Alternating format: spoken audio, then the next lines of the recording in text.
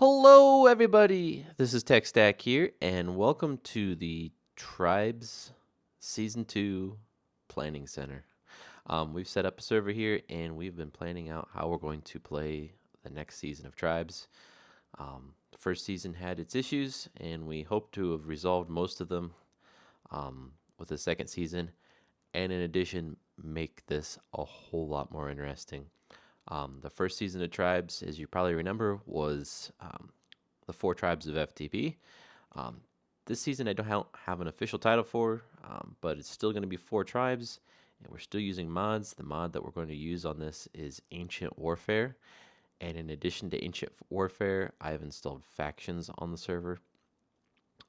So it's going to give us a little bit of a twist, and that's kind of what I'm going to go over today. How this is all going to work, and hopefully everything becomes pretty clear for my server members too, as far as what the rules are going to be and just general gameplay. We've kind of set up a grid over here as far as this is what our world will look like. We're going to have a bedrock wall around the outside of it.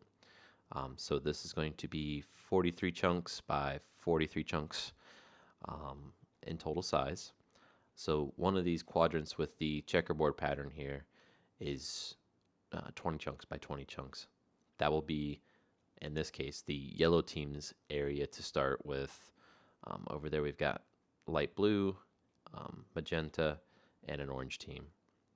Those team colors correspond to the different teams in Ancient Warfare. Ancient Warfare has that team system and that screen I just showed up.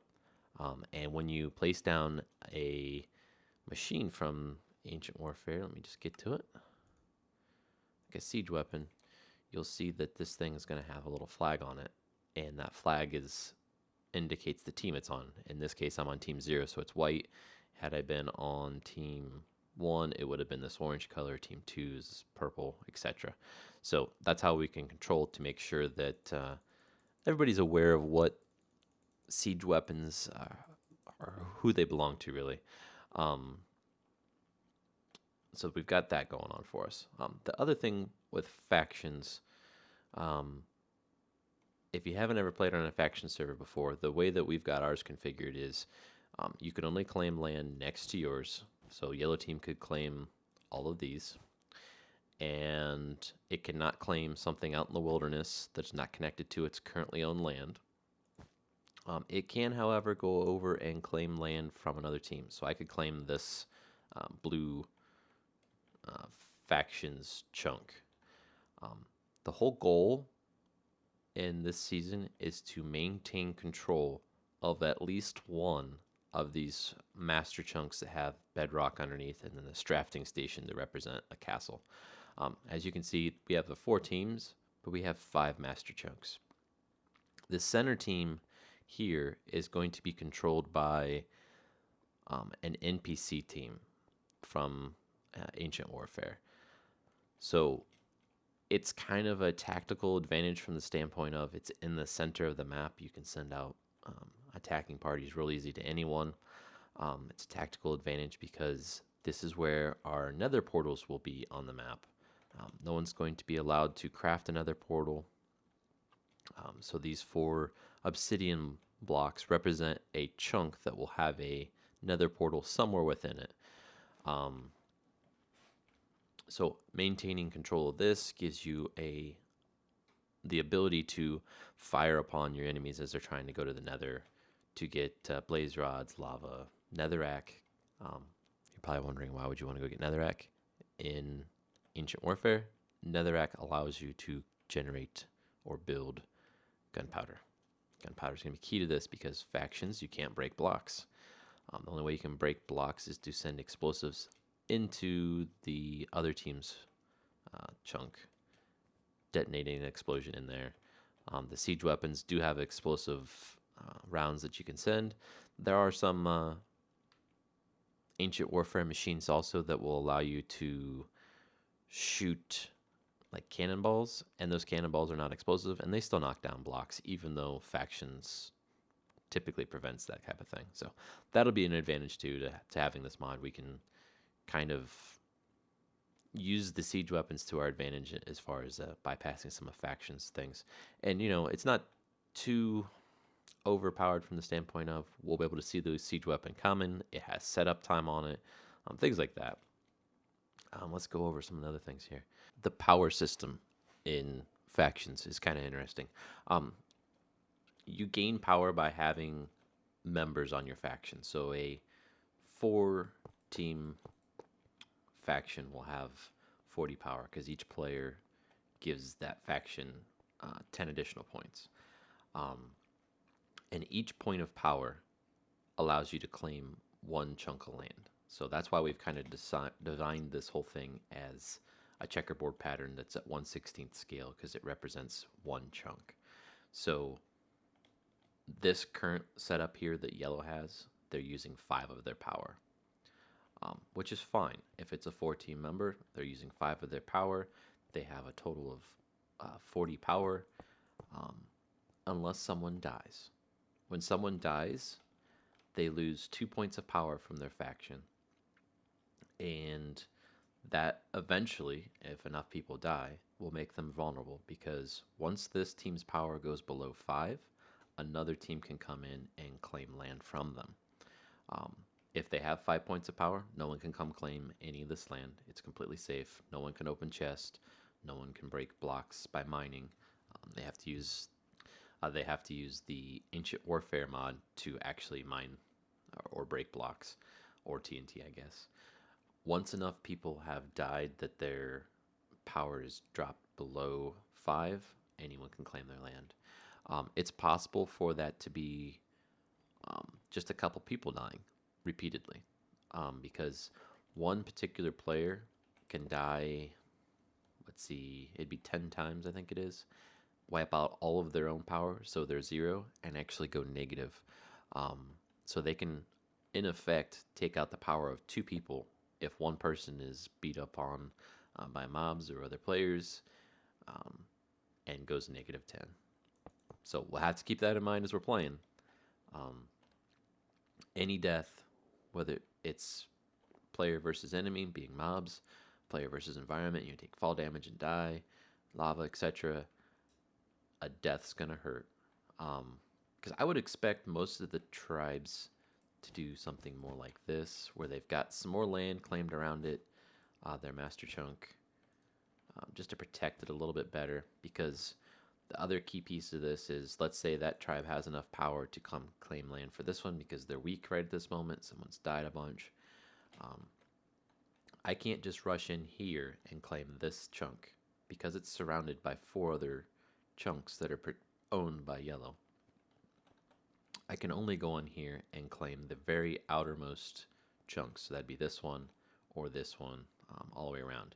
I can't even claim this chunk. So what this means is if they have a configuration like this, I have to take out this, before I can get into the master chunk and claim it. So it gives them 2 layers of protection, and in effect, they have to lose enough points to be vulnerable to have land taken from them, and enough land that they can actually get to the master chunk. So if a team is smart, they won't over abuse their claiming powers, because if they do, they could do something like this, trying to build out and claim something out here, but it leaves their master chunk more vulnerable instead of just surrounding it with land.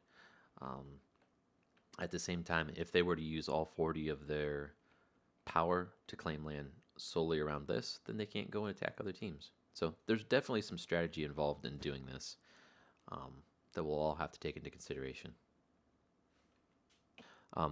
All these white and black squares, the charcoal and quartz blocks, are going to be just wilderness to begin with.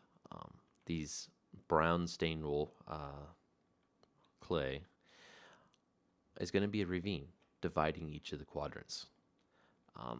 This darker black, it's actually black even though Minecraft looks like it's brown. This black hardened stained clay, and that's underneath these obsidian posts too, is going to be a ravine also, but it's going to be a ravine controlled by a faction that no one will be able to take over the land. No one will be able to build in that land. So no one can build a protective case around the nether portal so that they can get in there untouched. Um, this center green team will be on its own faction, but it will have its power set up so that anyone can take over this right from the start, pretty much. And that's the overworld, basically. I do have a map set up where we're generating one quadrant of the land. For example, this master chunk that you must control at all time in each of the 4 quadrants is set upon an extreme hills biome.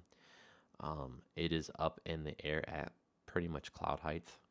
So if that gives you any idea of the type of world we have to deal with as far as conquering someone else's, we're going to have to climb a hill with a siege weapon, or get up there and then place it down, that type of thing.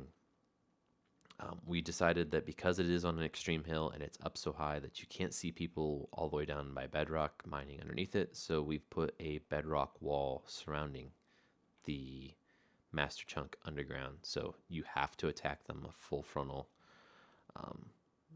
assault, I guess. Some of the other things on here, I've already explained what those blocks mean. Yeah. Yep. Okay. So this is a map. The rules. No crafting of nether portals. Again, the reason for that is we want people to have to compete for that central area. We want them to attack each other when they're doing it, etc. Just adds some additional risk, adds reasons to die, which is important to factions to being able to take over other people's lands. No glitches, hacking, or duping. That one's almost a given, but after last season, I think it's necessary that we point it out. No withers or traveling to the end. No withers. We really don't want people crafting beacons. Also withers, we just don't want them destroying other people's lands, spawning them, and just kind of griefing a win. No chunk loaders allowed. It includes vanillas. That's so that we can reduce server lag, especially if the team's not on, or say they've set up a large force in this area here. If it's not loaded, if no one else is around, we don't want that loaded 24/7, so that it's just lagging the server because there's so many NPC entities. I do expect there to be quite a bit of entities created on this map because of the NPCs. No overly large drawbridge. A drawbridge is something special to Ancient Warfare. Let's see if I can grab one right here real quick. Drawbridge. And pick another block. A drawbridge is basically placed like doing this. You left click here, set your second bounds, left click there, and right click at the bottom of it. Now if I go up to this thing and right click its base, you see it actually deploys down. As far as I can tell, there is no build restriction as far as how high these things can be. I've built one from ocean level all the way up to 256, and this thing actually deployed down.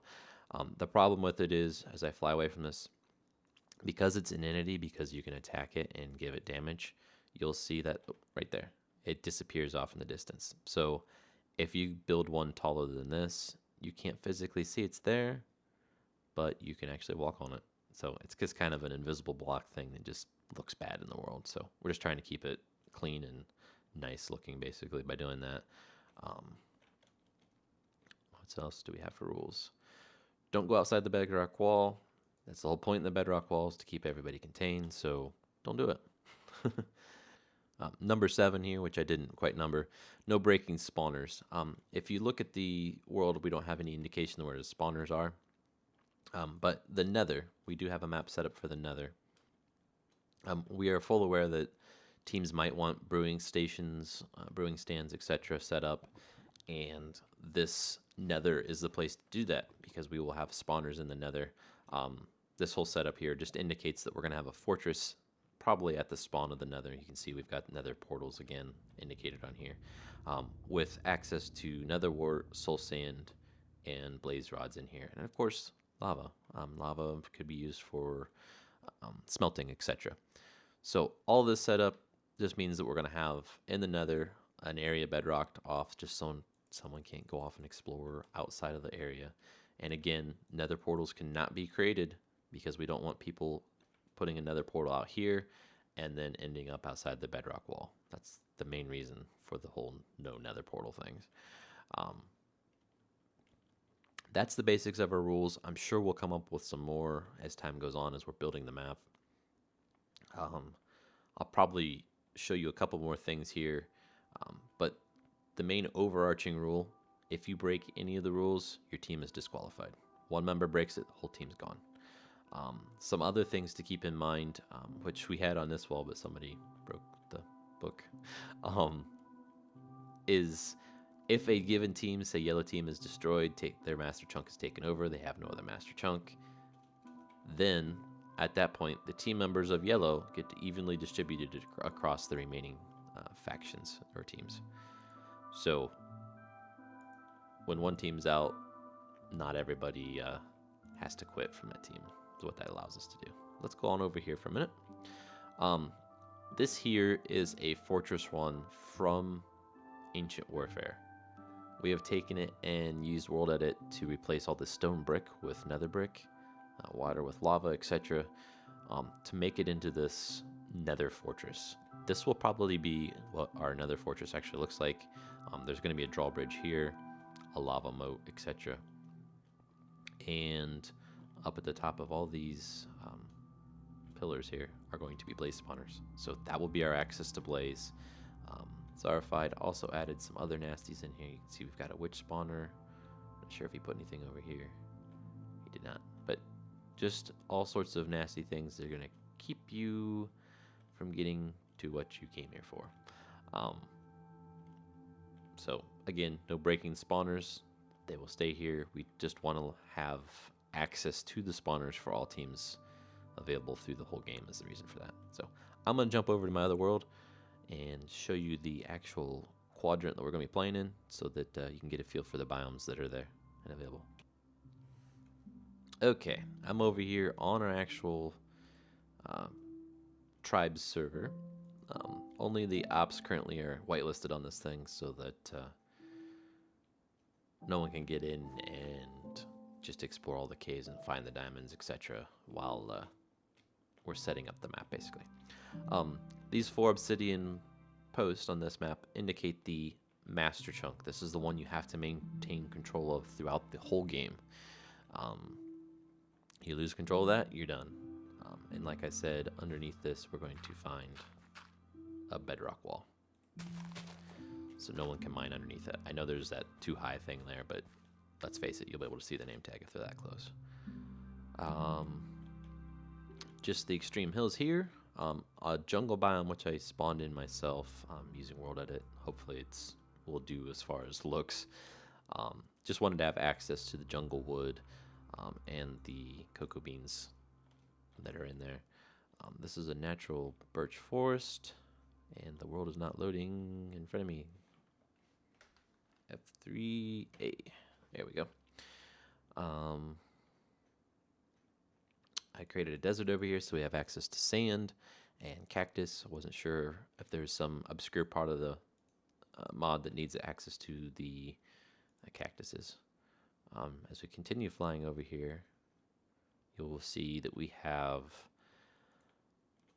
created our own ravine. That side of the ravine will be in. This side we're going to match up with another quadrant, so this will probably be the swampland I'm about to show you of another quadrant. Let's keep going. Get F3 off here. More forest, but this part of the forest is going to be where that NPC village, or not a village, an NPC controlled master chunk is, along with another ravine that kind of squares this corner off and is not able to be taken over. Another thing about that area not being able to be taken over is no one can technically take the chunks around the NPC controlled one until they've taken the NPC controlled one, because you can only claim lands that are enemy controlled or adjacent to lands you already own, so that'll kind of prevent it from happening like that. Let's continue flying over here. Use my compass for quick travel. This is a swamp. It was a vanilla swamp, but I have taken and modified the swamp because I know this mod in particular, if you want to make reinforced bricks that have extra blast protection, you need clay and you need a lot of it if you're going to make a lot of that material. So I just added extra clay using a flood fill. Just replaced most of the dirt, not all of it as you can see, but most of the dirt with clay, just to give us access to plenty of it.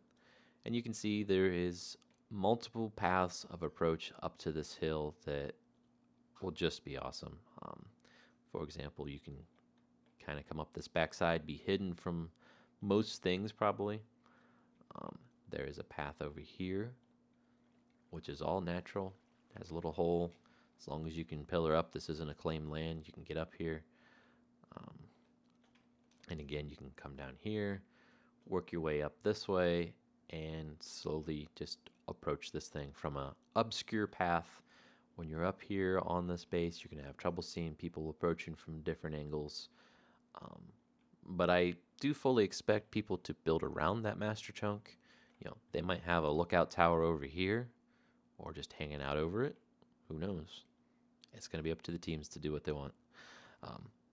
But anyway, this is the game area for one quadrant. We're going to replicate this around 3 more times so that we have a complete structure available to us. I've told the ops to try and not cheat by looking underground, but as you can see, some things are just kind of popping up as we do fly around. I do know that there is a mine shaft, so I'll tell everybody that there is a mine shaft. If you need access to string, it's there. This actually was a vanilla world that I modified with the desert and jungle, but other than that, everything else, these biomes were all right on top of each other, and pretty much right at spawn. So I got lucky with 1 seed. Anyway, this is TechStack signing off. Just wanted to show you Tribes is back, guys. Be looking for it. Bye now.